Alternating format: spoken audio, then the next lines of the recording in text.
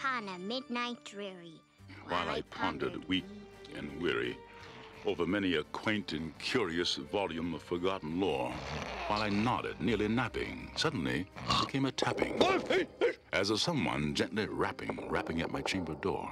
"'Tis some visitor," I muttered, "tapping at my chamber door.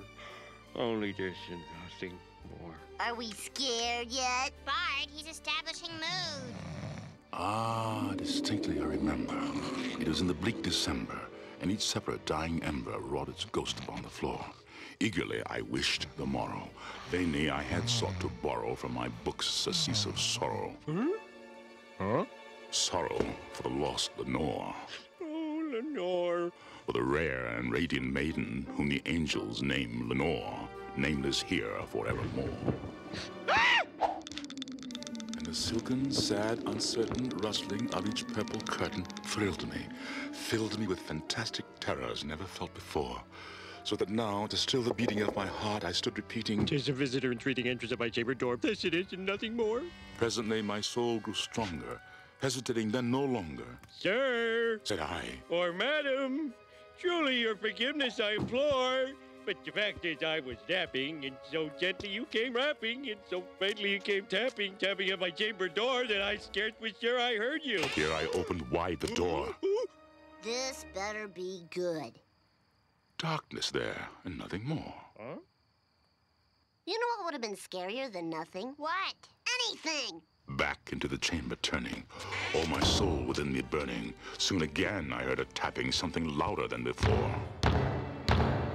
"Surely," Said I, "surely that is something at my window lattice. Let me see then what thereat is, and this mystery explore." open here I flung the shutter, when with many a flirt and flutter, in there stepped a stately raven of the saintly days of yore. Not the least obeisance made he, not a minute stopped or stayed he, but with mien of lord or lady, perched above my chamber door, perched upon a bust of Pallas just above my chamber door, perched and sat, and nothing more. "Though thy crest be shorn and shaven, thou," I said, "art sure no craven, ghastly, grim, and ancient raven wandering from the nightly shore. Tell me what thy lordly name is on the nice Plutonian shore." quoth the raven. Eat my shorts. Bard, stop it. He says nevermore, and that's all he'll ever say. Okay.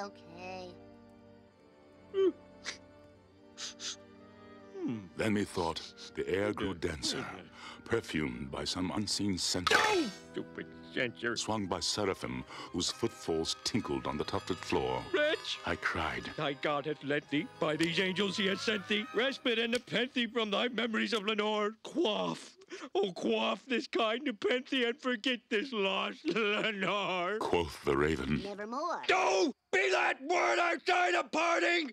Murder fiend! I shrieked up, starting, Get thee back into the tempest and the nice Plutonian shore! No, leave no black plume as a token of the lie thy soul has spoken! Leave my loneliness unbroken! Quit the bust above my door! Take thy beak from off my heart, and take thy form from off my door! quoth the raven. Nevermore. Take thy beak from out my heart, and take thy form from off my door! quoth the raven. Nevermore. Why, you little... Oh, Come back here, you little raven!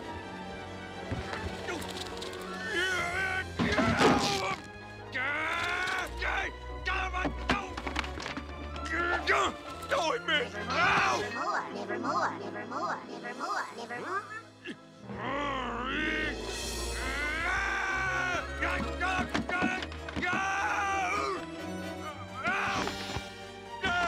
And the raven, ever flitting, still is sitting on the pallid bust of Pallas just above my chamber door, and his eyes have all the seeming of a demon's that is dreaming, and the lamplight o'er him streaming throws his shadow on the floor, and my soul from out that shadow that lies floating on the floor shall be lifted nevermore.